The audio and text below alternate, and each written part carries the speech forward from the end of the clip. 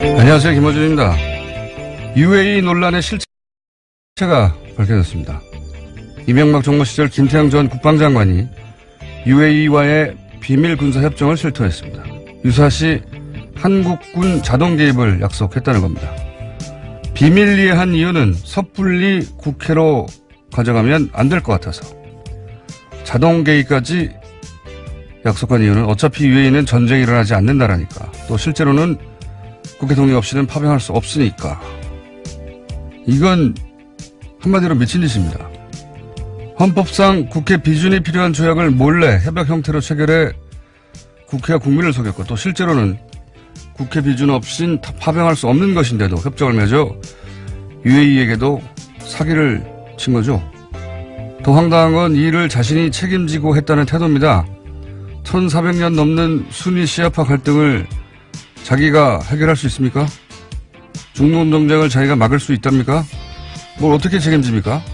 그리고 대통령은 몰랐다는데 이게 말이나 되나요?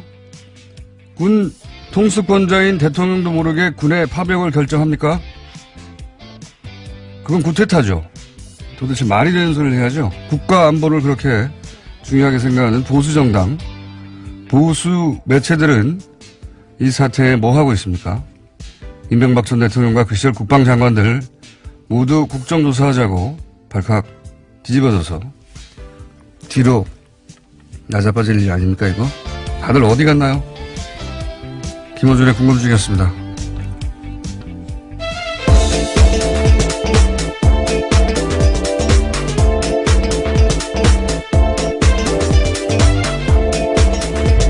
시사인의 김은지입니다. 네. 저는 이 뉴스가 아주 폭포처럼 쏟아질 줄 알았어요. 근데 뉴스가 별로 없어요. 이게 좀 말도 안 되는 상황이거든요. 다른 거 하기 전에 이 얘기부터 해야 되겠어요. 임기가 1년 3개월 정도 됐거든요. 김태형 장관이. 네, 국방부 장관 시절에요. 네, 자기 임기가 뭐 100년도 아니고 군 통수권자도 아니고 일개 장관이 이걸 어떻게 다 책임져요. 말도 안 되는 소리. 일개 장관이 국회에 거짓말하고 국민도 속이고 상대 국가한테도 사기를 치고 그걸 또 군 통수권자인 대통령도 모르겠다. 이걸 믿으라는 겁니까? 이게 말이 되는 소리예요? 아니, 군대를 보내게 되면 군 통수권자가 하는 거죠. 그것도 국회도 통과해야 돼요. 이걸 어떻게 대통령도 모르게 했다. 이 말을 믿으라는 건지. 제가 보기엔 김태형 전 장관이 독박을 쓰는 걸로 시나리오가 마련된다 본데 말도 안 되는 거예요. 그리고 이 모든 게 국익을 위해서 그랬다. 국익이 뭡니까? 돈이네요, 돈. 여기서 말하는 국익은. 전쟁 내면은 파병될 병사의 목숨은 국익이 아닌가요? 그리고 시아파 국가들하고 이러다가 적이 되면 그건 국익에 반하는 거 아닌가요? 이게 군인이라면 여기서 국익을 말할 수가 없는 거예요, 이거 가지고. 여기서 돈 버는 게 군인하고 무슨 상관이 있습니까? 군인은 군의 안전과 안보 생각하는 거예요. 이런 논리는 장사꾼들의 논리지 군인의 논리가 아니에요. 근데 이제 종편에서는 이런 이야기한 김태형 전 장관은 누구 군인답다 이런 말도 하더라고요. 말도 안 되는 소리. 보수가 어머 사격을 해주기로 했나 본데 혼자 독박을 쓰고 웃기지도 않는 소리입니다. 이건 정말. 더 화가 나는 거는 이 보수 매체들이 그 UAE 처음 문제 제기할 때 아주 그냥 거품을 물고 뉴스를 쏟아냈잖아요. 포털에도 막 기사가 넘쳐났고. 근데 지금 이렇게 엄청난 일이 벌어졌는데 조용해요. 네. 아주 비난합니다. 지금 미디어 환경이 이런 수준입니다. 전 아침이면 기사가 아주 폭포수좀 쏟아질 줄 알았더니 없어요. 예. 아주 나쁜 놈들. 첫 번째 뉴스가 뭡니까? 네, 먼저 이 소식부터 전해드리겠습니다. 어제 남북 고위급 회담에서 북한 대표단의 평창 동계올림픽 파견 등이 합의됐습니다. 또 군사적 긴장 상태를 해소하기 위해서 군사당국 회담을 개최한다는 데도 합의했습니다. 남북은 이런 내용을 포함한 3개의 항에 공동보도문을 채택했습니다. 이건 또 해설은 저희 정세현 전 장관이 또 기다리고 계시기 때문에 그때 자세한 해설을 들어보도록 하겠습니다. 하여튼 뭐 예상보다 빠른 속도로 이것저것 합의되고 있다. 물론 뭐 아직 합의되지 않고 있는 부분도 있고 그거 걸림돌이 되는 부분들이 있겠죠. 이제 군사적 문제라든가 이런 건. 네, 그래서 2차 고위급 회담의 개최 시기와 장소 등은 추후 판문점 연락 채널을 통해서 협의하겠다라고 밝힌 바가 있습니다. 알겠습니다. 정세현 장관과 함께 의미나 내용을 짚어보기로 하고요. 자세한. 관련 뉴스가 또 있는 게 있습니까? 예, 북한이 어제 남북고위급 회담에서 서해군 통신선을 개통했다라고 밝혔습니다. 그러면서 이는 최고 수뇌부, 그러니까 김정은 북한 노동당 위원장의 결심에 따른 것이다라고 설명했는데요. 서해군 통신원이 복원된 것은 1년 11개월 말입니다. 2016년 2월 달에 개성공단 가동 중단 때 판문점 연락관 채널과 함께 끊긴 바가 있습니다. 그러니까 이거 사실 그 조선시대로 돌아갔었거든요. 예. 거기 높은 데 올라가서 사람이 소리치고 그랬다고 하잖아요. 육성이나 확성기로 의사소통을 해왔었습니다. 그 조선시대, 조선시대. 예. 전화, 팩스 뭐 다 끊어버리고, 예. 이전 정부에서 이렇게 지냈습니다, 우리가 북한과. 말이 됩니까? 네. 어쨌든 뭐 통신선 다시 개통했다고 하고요. 다음 뉴스는요? 네, 이명박 전 대통령 측이 원전 수주를 대가로 UAE와 맺은 이면 해역 계약이 없다라고 강조해왔는데요. 그러면서 양국 관계 악화가 후임 정부에도 비롯됐다라는 취지의 주장도 해왔습니다. 하지만 앞서 말씀하신 것처럼 김태형 전 국방장관이 새로운 내용들을 이야기했는데요. 이명박 정부는 다시금 이면 계약 논란에 휘말리게 됐습니다. 논란이 아니고 있었대잖아고 말했잖아요. 김태형 전 장관이. 예. 그게 이면 계획이지 뭡니까? 이명박 전 대통령이 참 대단한 것 같아요. 뻔히 자기가 있을 때 책을 한 거 아닙니까? 예. 그런데 자기가 말하면 폭로가 되니까 말할 수 없다. 그 뉘앙스는 뭐냐면 뭔가 이제 현 정부에 불리한 게 있는데 아니 국익을 위해서 내가 참고 있는 거야. 내 입으로 말할 수 없어. 이런 뉘앙스로 들었단 말이에요. 근데 알고 보니까 자기가 잘못한 거예요. 그러니까 자기가 책임지고 자백할 사안을 자기 무슨 내부 고발자가 된 것처럼 폭로할 수는 없습니다. 막. 자신이 말 안 하는 게 국가에 도움되겠다라는 이야기도 했었습니다. 그때 얘기했지만 본인한테만 도움이 되는 거예요. 말 안 하는 건. 아주 편리한 멘탈입니다. 나를 제외한 모두는 죄인일 수 있으나 나는 죄인일 수 없다. 예? 이 정도 국면까지 왔는데도 워딩을 이렇게 한다는 게 대단한 분이에요. 예. 뻔히 자기가 한 일인데 그래서 제가 그 이명박 전 대통령의 그 화법을 참 뭐라고 그랬더라? 유체 있던 화법이라고 제가 말한 적이 있는데 대단한 분입니다. 네. 그때 폭로는 자백. 나는 자백할 수 없어. 그럼 감옥 가 이런 이야기였던 거죠. 예. 어쨌든 이렇게 되면 이제 자유한국당은 할 말이 없어지는데 할 말이 없어져야 되는데 뭐라고 또 하긴 합니다. 계속. 예. 예, 뭐 어제는 침묵했습니다. 애초에 원내대책회의가 예정돼 있었는데요. 열리지 않았습니다. 당 관계자는 최고위원회가 열려야 할 전날에 원내대책회의를 열어서 따로 일정 잡지 않았다라고 했는데요. 하지만 이에 대해서 머쓱해진 게 아니냐라는 이야기가 나오고 있습니다. 이제까지 이면합이 없었다면서 국정조사 요구해 왔기 때문입니다. 머쓱해진 게 아니고 멘붕인 거죠. 보수정당 기치를 걸고 이런 일이 벌어졌는데 그냥 넘어간다는 게 말이 됩니까? 예. 그리고 언론, 그러니까 조선일보가 무슨 정보력의 한계 때문에 정보력이 과거와 같지 않아서 이런 그 똥보를 찼다. 이렇게 생각하는 사람들도 있던데 저는 그렇게 생각하지 않습니다. 사실 UAE 군사 파병 자동 개입 이런 설들은 당시에도 나왔었어요. 조선일보도 그런 설을 보도했었어요. 예. 네, 실제로 국회에서도 그런 질문이 있었습니다. 네. 유승민 의원이 물었었는데요. 당시 김태형 장관이 부인했었습니다. 그거 저희 제작진이 저렇게 흥분한 거 보니까 중매했나 봐요. 잠깐 들어보겠습니다. 유사시에 군사적으로 지원을 한다든지 UAE가 공격을 당했을 때 우리가 군사적으로 도움을 준다든지 파병을 한다다. 안전 보장을 한다. 상호 방위를 한다. 군사 동맹을 한다. 약속은 없었습니까? 없었습니다. 앞으로 작년에는 약속이 없었습니까? 그렇습니다. 합의도 없었고요. 예. 제작진이 굉장히 자랑스러운 표정으로. 예. 네, 2010년에요. 국회 국방위 전체회의에서 유승민 당시 의원이 김 전 장관에게 물어본 적이 있습니다. 국방위 국방위원장이었거든요. 제가 기억하기로는. 당시 유승민 새누리당 의원이. 그러니까 이 설은 그때도 나왔어요. 나왔고 보도도 됐는데 이게 몰라서 이런 게 아니고 제가 이 관련 소설을 또 써보자면 하도 언론들도 많이 소설 썼으니까 그 이명박 UAE 커미션 비리 이런 쪽으로 번질까봐 미리 선수를 친 게 아닌가. 그러면서 선수를 어떻게 치냐면 현 정부의 이제 외교 무능, 외교 참사 이런 프레임으로 공격을 시작한 거죠. 일제히 보수 매체들이. 그런데 이제 예상치 못하게 김종대 의원의 취재 그리고 주장, 폭로로 이게 뒤집어지게 된 거예요. 예. 그러면서 이제 김종대 의원은 사실은 홈런을 친 겁니다. 예. 네, 어제 또 추가적인 의혹까지 제기했습니다. 김종대 의원의 주장이 이제 더 신빙성에 실릴 수밖에 없는 게, 한 말이 맞았거든요. 예. 김태형 전 장관이 인정했지 않습니까? 그러면서 UAE 국면이 일거에 뒤집어진 거예요. 정보력이 부족해서가 아니라 보수 매체들이 일치 단결해서 그렇게 만들어버리려고 한 거죠. 그런데 이제 이런 사실이 튀어나오게 되고 그러면서 뒤집어지면서 이게 의도대로 안 흘러간 거지 몰라서 그랬던 게 아니다. 알고 그랬다. 저는 그렇게 생각합니다. 자, 다음 순요. 네, 유승민 바른정당 대표도 어제 자신의 입장을 밝혔는데요. 문재인 정부와 한국당이 서로의 약점을 덮기 위해서 비밀스럽게 담합하는 것으로 보인다라고 주장했습니다. 그러면서 이에 대한 국정조사 계속하자고 주장하고 있습니다. 유승민 대표는 뭐랄까요. 예. 분명히 이제 공부도 많이 하고 합리적인 분이고 그런데 본인의 세계관이나 상상력을 벗어나는 일이 발생하면 이렇게 레코드판 튀듯이 이런 발언을 가끔 해요. 이렇게 갑자기 정부하고 한국당이 담합을 했다. 예. 예.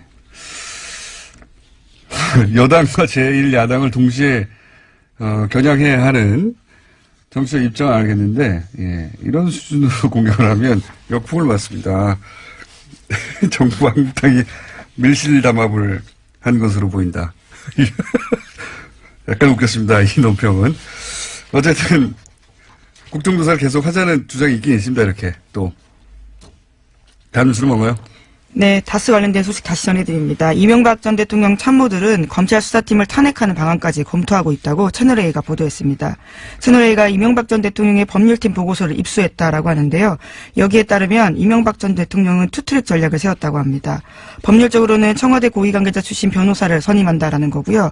정치적으로는 현재 수사 중인 검사들에 대한 탄핵이 검토됐다라고 합니다. 이미 10년 전에 검찰과 특검이 수사해서 무혐의 결론 내린 사안에 대해서 재수사하는 것은 정치보복으로 인권을 침해하고 있다라는 주장입니다. 박근혜 대통령 때도 그러지 않았습니까? 예.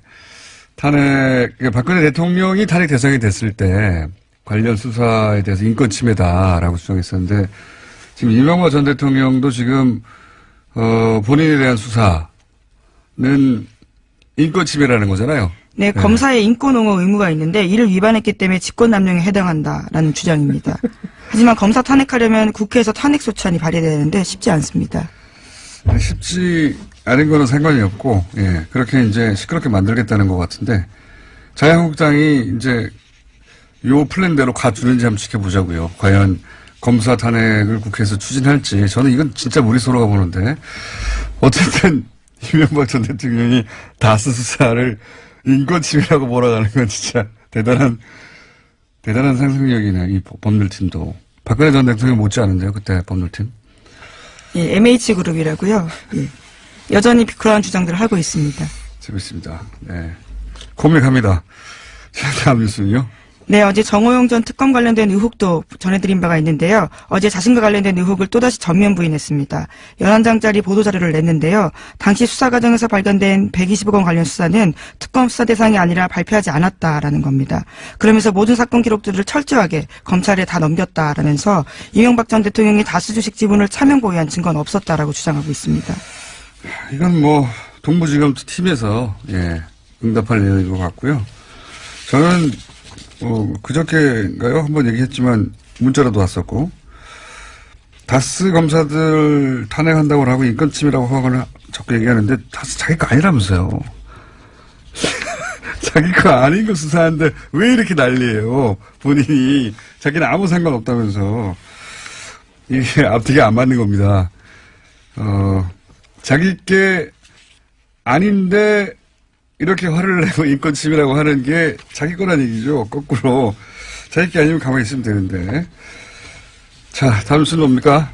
네, 박근혜 전 대통령의 재산 40여억 원에 대해서 유영하 변호사가 가지고 있다는 사실 뒤늦게 드러났는데요. 이것을 변호사 선임 비용이라고 주장하고 있습니다. 이에 대해서 논란이 확산되고 있는데요.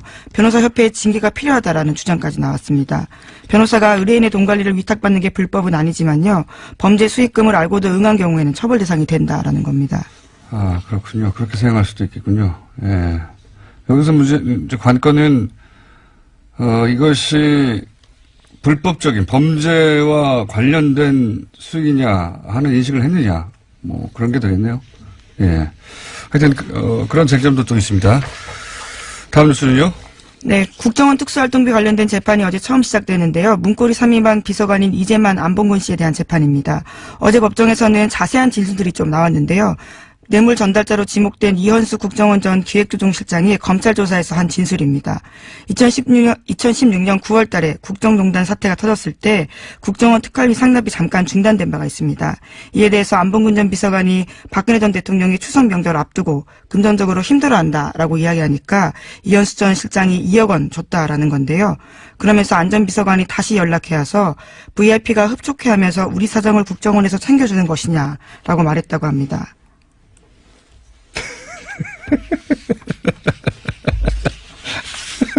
자기가 달라고 했으니까 국정원이 어쩔 수 없이 주는 거죠. 우리 사정을 국정원이 챙겨주는 것이냐, 이게 말이 되는 소리입니까? 아, 당시 청와대는 제정신이 아니었어요. 지금 이렇게 나온 얘기들을 들어보면. 근데 이제 여기서 저는 포인트가 국정농단 사태가 이미 불거졌는데도 돈을 받은 거 아닙니까? 멈췄다가. 이 시점에 최순실 씨가 독일에 갔어요. 그때 돈 달라고 했을 거라고 저는 봅니다. 그거 챙겨주려고 한 게 아닌가. 저는 그런 생각이 드네요.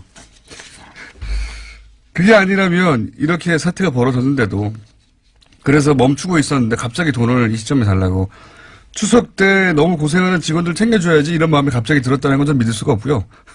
그거는 그런 이유가 아니었을까. 최순실 씨가 간다고 하니 챙겨주려고 했던 게 아닐까.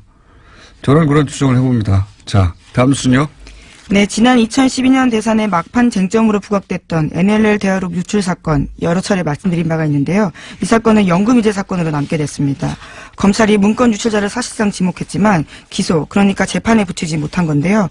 어제 검찰은 김태효 전 기획관을 증거불충분으로 불기소 처분하면서 이례적으로 유출이 강력하게 의심되나 기소할 정도로 증거가 충분하지 못하다라고 밝혔습니다. 김관진 전 장관, 임관빈 전 실장, 김태호 전 기획관으로 이어지는 이 사이버 살해본부, 그리고 군의 정치 개입 관련은 사법부가 석방하고 기각해서 막았단 말이죠. 예. 이 NLL 대화록 유출도 사법부가 메일에 제목만 열람하라고 해서 첨부 파일을 확인할 수가 없었단 말이죠. 예. 사법부 결정에 이것도 막힌 거예요. 예. 사법부의 일부 판사들은 두고두고 이 문제에 대해서 예, 다시 되짚으며 문제 삼아야 된다고 저는 봅니다. 예.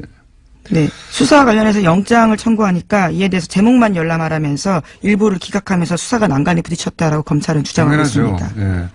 파일이 넘어간지를 확인해야 되는데 매일 제목만 보라고 하는 게 무슨 소용이 있습니까? 내용도 못 읽고 첨부도 확인도 안 하고 말도 안 되는 건데 그런 일이 있었고 그래서 이 수사는 이제 막혔습니다.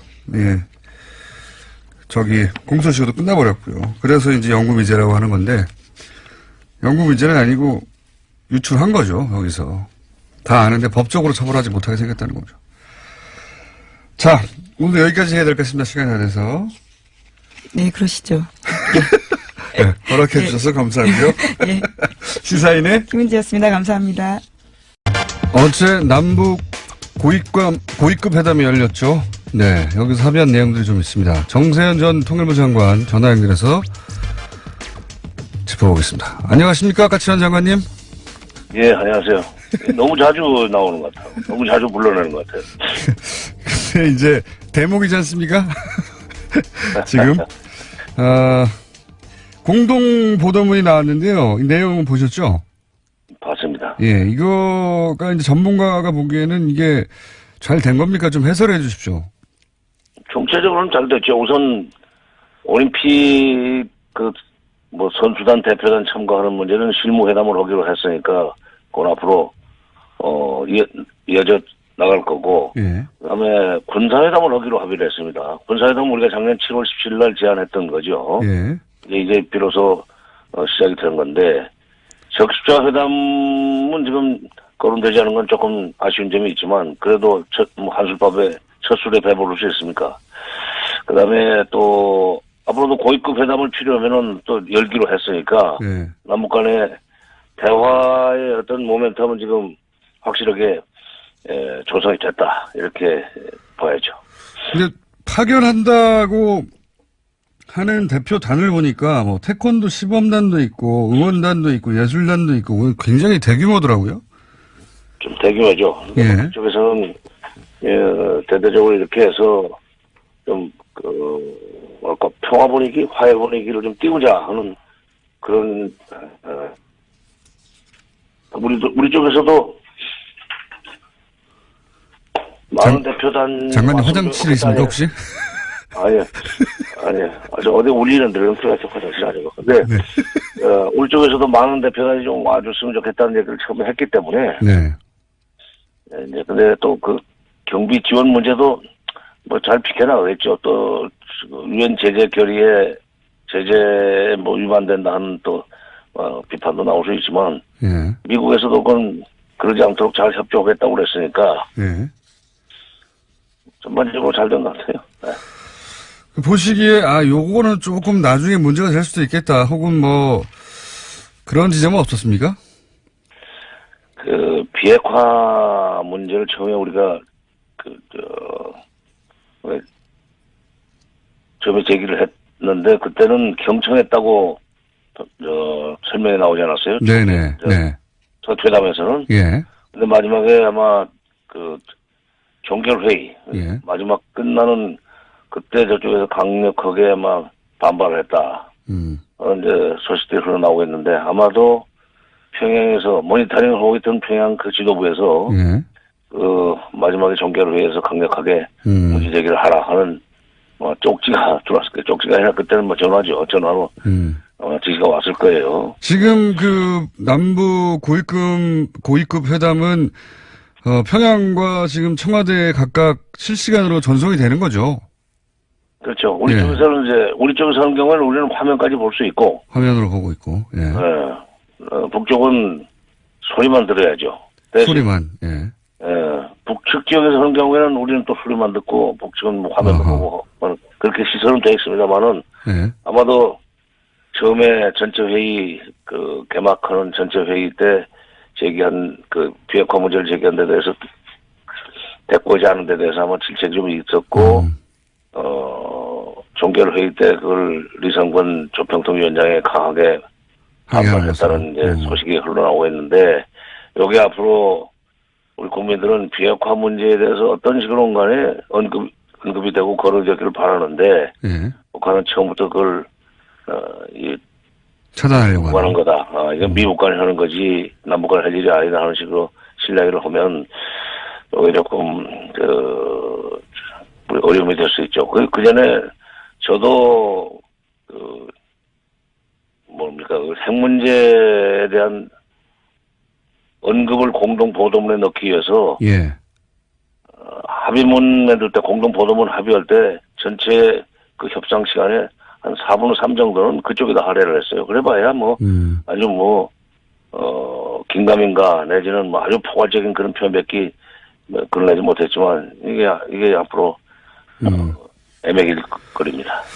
애매할 것이다. 제가 이제 갑자기 이제 사이드지만 궁금한 것이 이렇게 고위급 회담을 하면 항상 남한에서 하면 우리가 영상을 보고 북한에서 하면 우리가 오디오를 동시에 듣고 이런 식으로 진행됐습니까? 과거에도? 예, 그래요. 네. 그렇군요. 그러면 지금 회담 내용은 그러면 우리 쪽에서는 누가 듣고 있는 거죠? 청와대의 뭐 대통령을 비롯한 NSC에서 듣고 있는 거? 네, NSC 멤버들 듣고, 대통령도 이제 궁금하면 이제 와서 좀 보실 거고. 그렇군요. 통일부도, 장관이 여기 나가 있으니까, 통일부는 이제 회담본부에 그게 있죠. 회담본부에 있으니까, 통일부 장차관 이외의 간부들, 특히 이제 회담본부장, 회담 전략 팀들은 앉아서 듣고, 보고, 그리고 구속 대책을 세우죠. 중간중간에 그러면 뭐 연락이 가서 그건 이런 식으로 정리하라든지 그건 이렇게 하라든지 그런 지시가 내려오기도 합니까? 겪어보셨으니까. 예, 우리는 잘 안 해요. 그걸. 우리는 잘 안 하는데. 회담 수석 대표한테 상당히 많은 권한을 주기 때문에 아하. 위임을 하기 때문에 근데 북쪽은 좀 그게 층층시야로 위에 있어서 예. 중간에 쪽지 들어오는 경험을 중간에 쪽지가 들어오는 걸 몇 번 경험했어요. 저는 북쪽에서 그럼, 회담을 하건 우리 쪽에서 하건 간에. 그럼 태도가 바뀌거나 뭐 말을 바꾸거나 아니면 뭐 근데 갑자기 어조가 바뀌거나 무슨 말을 바뀌거나 이런 경우가 있었죠. 그렇군요. 이 군사 당국 회담 개최를 합의했는데 뭐 그 보수 매체에서는 이게 진짜다. 그러니까 결국 북핵 문제를 해결하지 못하는 비핵화를 하지 못하는 이 대표단 파견 그러니까 올림픽 참가가 무슨 의미가 있느냐까지 극단적으로 얘기하는데 이 군사 당국 회담 개최가 올림픽하고 무관하게 앞으로도 계속 되는 겁니까? 그건 몇 번 더 할 것 같아요. 올림픽은 이제 패럴림픽까지 포함해도 3월 중순이면 끝나잖아요. 그렇죠. 얼마 안 남았는데. 예. 근데 이제 이번 봄에 훈련은 연기하기로 했으니까 예. 그 회담 기간 중에 아니 올림픽 기간 중에는 군사회담이 한반도 비무장지대 내에서의 군사적 긴장 완화하는 그쪽에 초점을 맞추겠지만 그 올림픽이 끝나고 나면 아마 한미연합훈련과 관련돼서 경로이 좀 있지 않겠는가 그런 생각입니다. 올림픽이 끝난 이후로는. 예. 근데 그때는 이제 본격적으로 그거 가지고 실내기를 할 거예요. 그리고 우리가 이제 설 전에 이 남북 이산가족 상봉 문제 상봉을 좀 하자고 했는데 이건 북한은 왜 안 했을까요?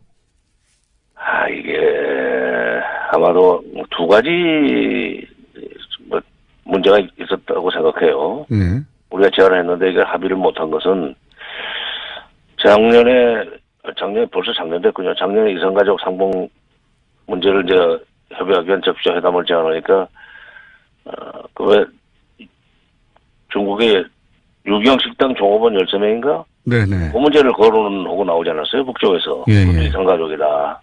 그러니까 그 문제부터 먼저 해결하고 이산가족 회담으로 넘어가든지 상봉 행사라든지 해야 된다는 얘기를 했는데 그 얘기를 또 꺼냈을 가능성이 있고 또 하나는 북쪽에서는 그게 이제 국정원의 공작이라고 주장하고 있죠. 예. 이제 그렇죠. 그리고 예.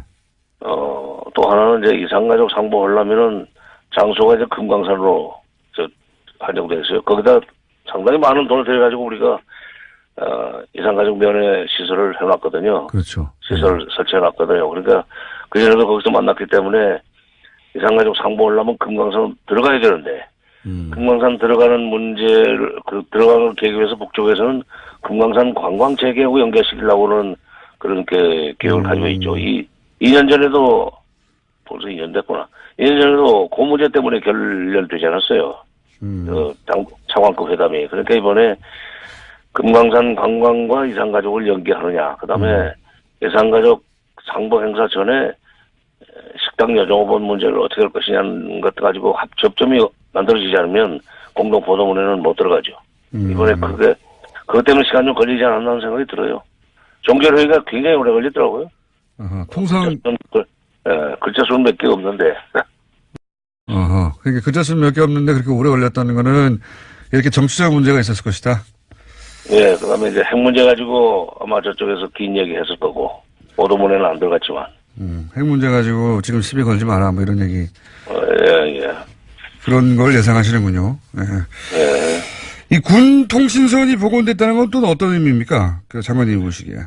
예, 이게 상시 대화 채널이라고 봐야 되는데 이 군 통신선은 용도가 군사 당국 간의 통신도 하는 거지만 예.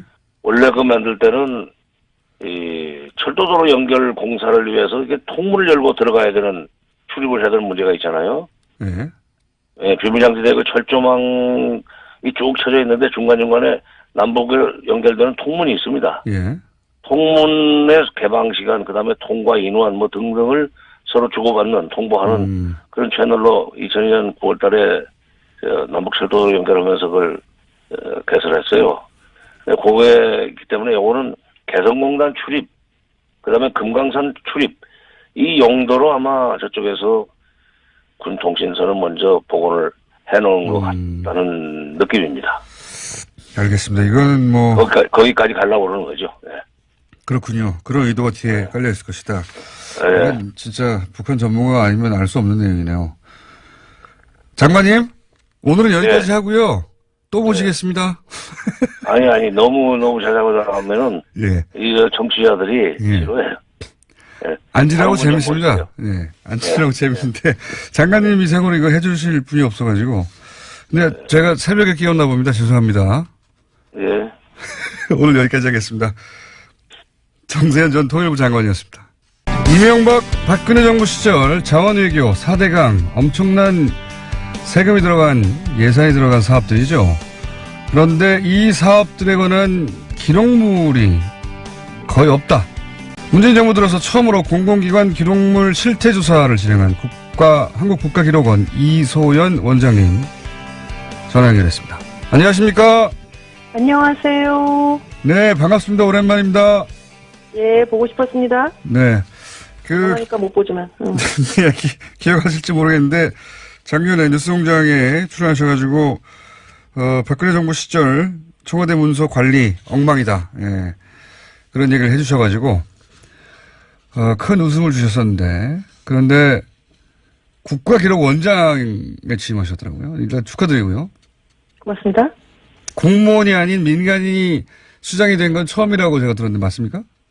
맞습니다. 46년 만에 처음입니다. 대단한. 그런데 민간인이 수장이 됐으니까 그 공무원들의 시각이 아닌 민간인으로 꼭 하고 싶었던 일들 평소에 전공의도 하셨고 그런 일들이 있었지 않았겠습니까? 제일 중요한 게 국가기록원에 대한 정부와 국민의 신뢰를 회복하는 것. 회복이라 그러면 뭐 옛날에 굉장히 가졌다가 뺏긴 것 같은데 그 신뢰를 쌓을 틈이 없이 지난 10여 년간 이런저런 일을 겪으면서 예. 무너졌거든요. 예. 그걸 세우는 게 제가 꼭 하고 싶은 일입니다. 예. 신뢰를 다시 저기다 맡기면은 되겠다. 정부 입장에서는 청와대도 그렇고 각급 공공기관도 그렇고 우리의 소중한 업무로부터 만들어진 기록을 잘 많이 생산해서 저기다 맡기면은 잘 관리해주겠구나라는 믿음이 필요하고요. 아무데나 막 확 까지고 죄송합니다.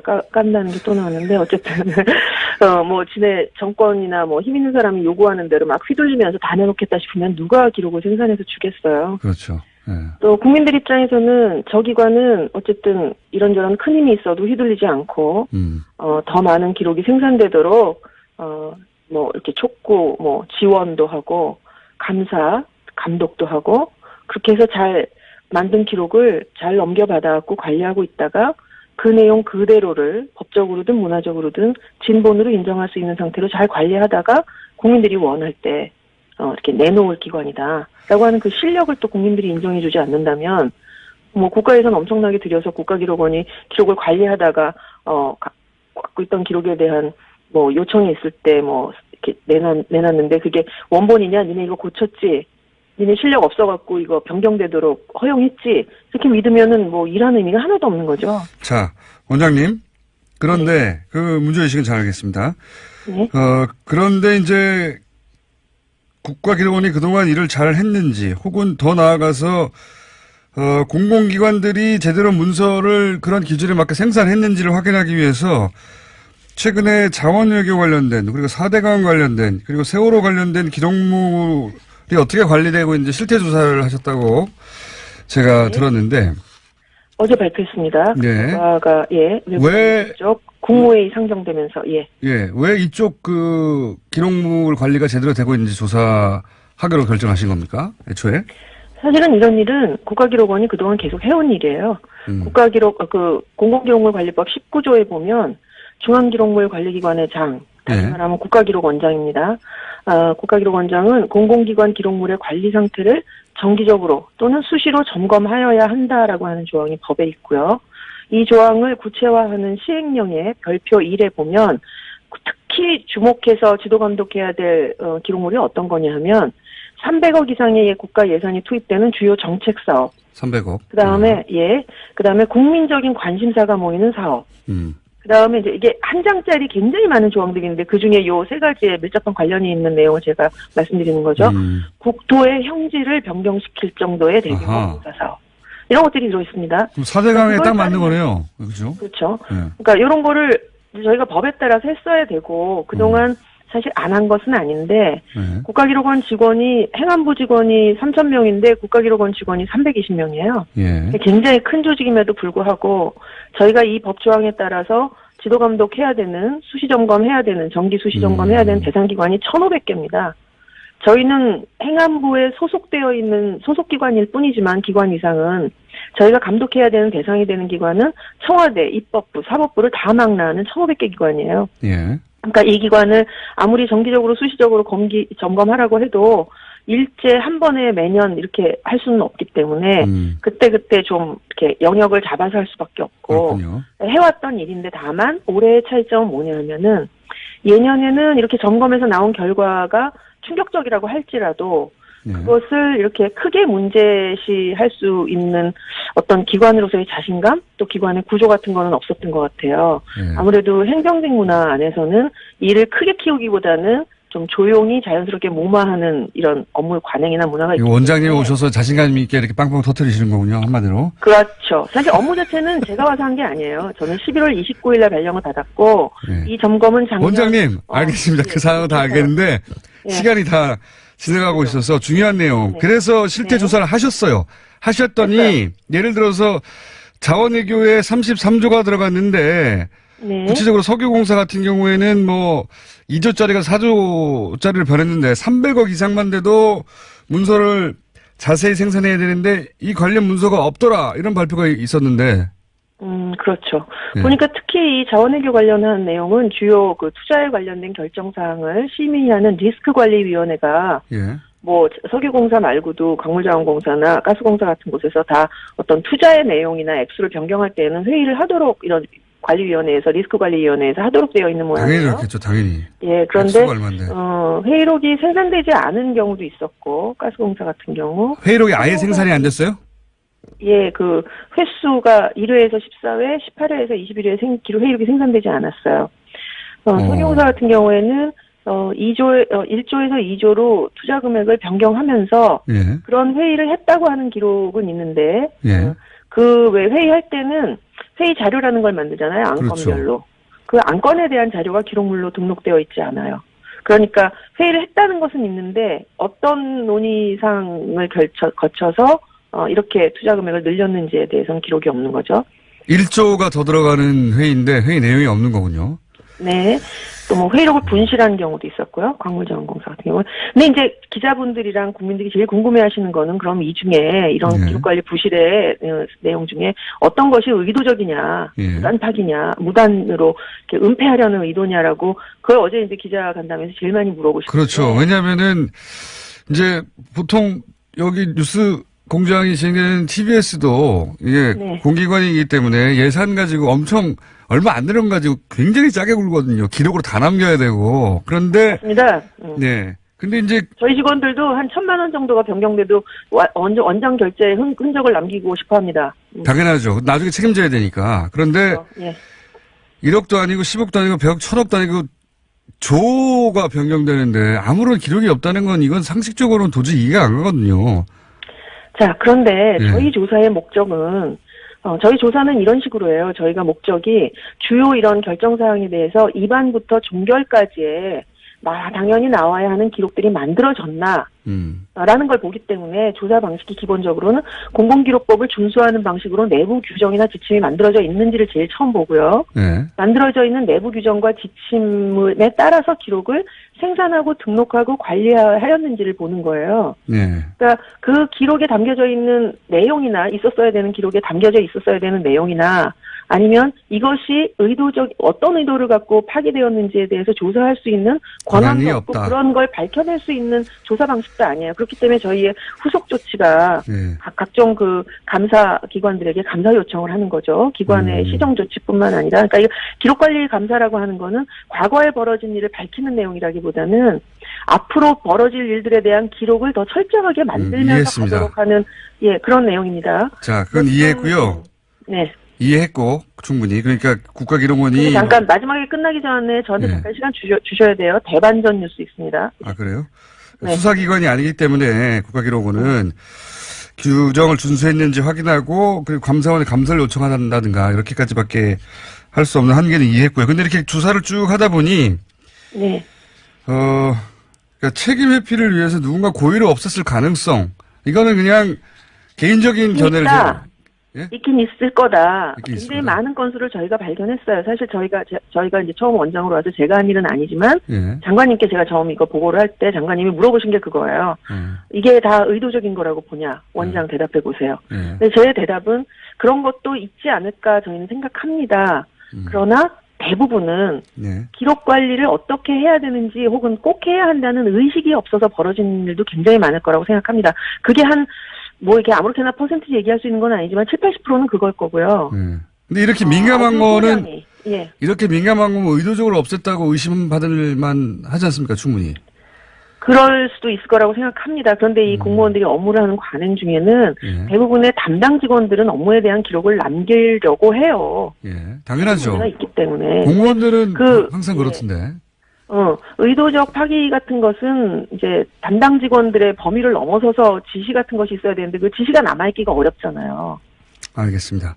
예, 그리고 사실- 또 하나는 예. 공무원들이 또 요거는 또 이렇게 저도 이렇게 쭉 보면 공무원들 중에 내 업무는 세상에서 제일 중요한 업무니까 모든 기록을 다 남겨야 되고 이거 다 연구야 라고 주장하시는 계열의 분들도 계시고 예.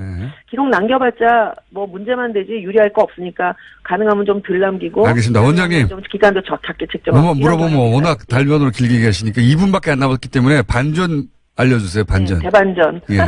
내일 저희도 그 혁신 TF라는 게 있었어요. 아, 그렇군요. 돌아갔어요. 내부적으로. 네. 예. 기록원이 어쨌든 새로 태어나야 하니까요. 예. 내일 아마 이제 원장은 전임 원장님도 저도 논의에 참여하지 못하는 구조였어요. 좀 독립적으로 활동하기 위해서. 예. 내일 그분들이 기자회견을 하시는데 거기서 이 혁신 과정에서 이제 개선해야 될 점 과거에 있었던 일들을 찾으려고 조사를 하다 보니까 국가기록원의 기록이 하나도 없더라. 그래서 다른데 없는 게 문제가 아니라 국가기록원에도 기록이 없더라. 그렇습니다. 예. 저희가 그래서 기록관리 감사를 당할지도 모르겠습니다. 지금 제가 지금 아까 말단 직원들에게 표적이 가는 것이 제일 걱정되는 거예요. 이거 발표하면서도 기록관리 지금- 실태에 대해서 경종을 울려야 되기 때문에 크게 갑시다. 제가 우겨서 막 이렇게 보도도 하고 막 크게 가긴 하는데 그것의 희생자가 말단 직원들, 특히 기록관리 전문 요원들 내부에서 실권도 없고 기록관리 업무하기에 허용도 못 받았던 사람들이 다 공격받을까봐 걱정이 돼서 특정 기관에 주목되지 말았으면 하는 마음이 있는데 예. 지금 어쨌든 생산기관 각급 기관에 서 있는 그 기록관리 전문 요원들은 국가기록원 이내나 잘해 이게 10년 동안에 있었던 일이에요. 그래서 정말 죄송합니다. 제가 이제 곧 사과문도 쓸게요. 원장님, 이해했습니다. 이해했습니다. 그러니까 지금. 대반전입니다. 내일 아침에 이제 뉴스로 나옵니다. 네, 국가기록원에서 지금 석유공사라든가 네. 뭐 광물자원공사라든가 가스공사 뒤져봤더니 필요한 뭐 조단위 돈을 쓰면서도 기록물이 하나도 없더라. 막 이렇게 지적을 하셨는데 오늘 내일 국가기록원 내부 TF 결과가 나오는데 국가기록원에도 TF. 네. 예. 국가기록원에도 변명은 하나 있어요. 국가기록원도 이게 법상 우리는 기록관 설치 의무 대상 기관은 아니에요. 자, 근데 이 어쨌든 기록관을 설치해야 된다고 했는데 그동안에 리더십, 기록원에 책임지는 분들은 그걸 허락하지 않은 거예요. 원장님? 건 있어요. 예. 원장님 책임이 아니라 이전 시스템의 책임이었다고 제가 이해하고요. 아니 현재 거기서 붙박이로 일하시는 분들의 책임이 아니다라는 그렇죠. 거예요. 그렇죠. 10년간. 네, 예. 네. 그 이전에 장애 책임이었다고 저는 이해하겠습니다. 오늘 여기까지 하고 다시 한번 연결할게요. 감사합니다. 가지고요.